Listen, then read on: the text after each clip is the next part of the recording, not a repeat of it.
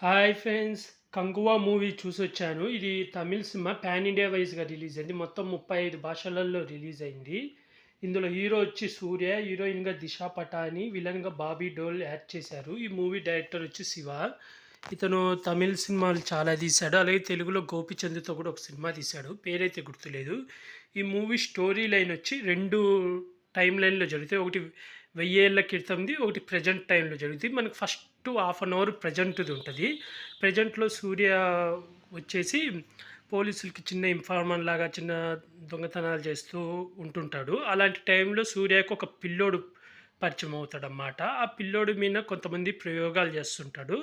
అక్కడి నుంచి తప్పించుకొని సూర్యకు ఎదురు పడతాడు. ఆ తర్వాత సూర్యకు ఇతన్నెక్కడో చూసినట్టు అనిపిస్తది. ఆ తర్వాత ఎమ్మటే మనకు ఫ్లాష్ బ్యాక్ చూపిస్తాడు. ఆ ఫ్లాష్ బ్యాక్‌లో వచ్చి వీళ్ళు 5 తెగలుంటాయన్నమాట. ఈ 5 తెగల్లో ఒకరోజు ఒక కుటుంబం తగలబడి చనిపోతూ వాళ్ళ పిల్లాడిని హీరోకి అప్పగిచ్చి చూసుకోమని చెప్తారు.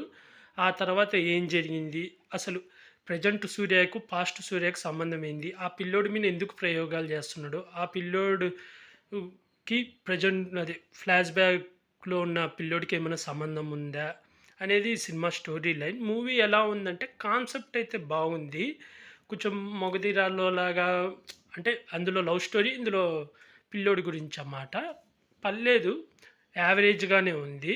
మెయిన్ ఆ ఫ్లాష్ బ్యాక్ ఇది స్టార్టింగ్‌లో ఉన్న ప్రెజెంట్‌లో ఉన్న సూర్య కన్నా మనకు ఫ్లాష్ బ్యాక్‌లో ఉన్న సూర్య యాక్టింగ్ అయితే చాలా బావుంది.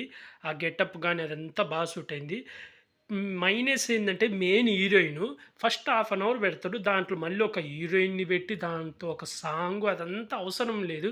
అదేందో సాగదీసినట్టు అనిపిస్తది. జస్ట్ మనకు హీరోనొక్కడిని పెట్టి హీరో క్యారెక్టర్ ఇంట్రొడ్యూస్ చేసి అలా పిల్లోడు కనపడడం అలా ఫ్లాష్ బ్యాక్ పెట్టినా బాగుండేది. మధ్యలో ఏదో సాంగ్ ఉండాలి, హీరో, హీరోయిన్ ఉండాలి, తనకో లవ్ స్టోరీ ఉండాలి, సాంగ్ ఉండాలి అని చెప్పి అనవసరంగా ఇరికిచ్చినట్టు అనిపించింది. నాకైతే హీరోయిన్‌ని లేకుండా ఉండుంటే బాగుండనిపించింది సినిమాలో. కానీ సెకండ్ హాఫ్ అయితే చాలా బావుంటది. అలాగే ఎండింగ్‌లో ఒక హీరో క్యామియో ఇస్తాడు. సెకండ్ పార్ట్‌కి లీడ్ అన్నమాట మనకు. అది కూడా బావుంది. ఇంటర్వెల్‌కి ఒక ట్విస్ట్ రిలీజ్ అయితది. అది బావుంది.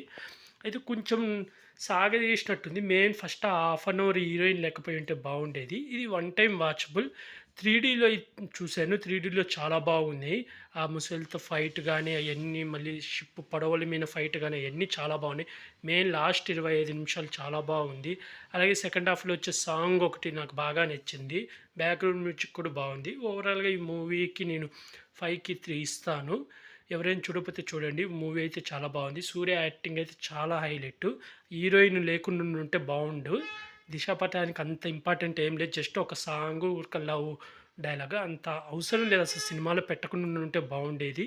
డైరెక్షన్ కూడా బాగుంది. పార్ట్ 2కి అయితే లీడ్ అయితే ఇచ్చారు. చూడాలి ఎలా ఉంటదో. నాకైతే పార్ట్ 1తోనే ఎండ్ చేస్తుంటే బాగుండనిపించింది. పర్లేదు ఓవరాల్‌గా చూడొచ్చు మూవీ.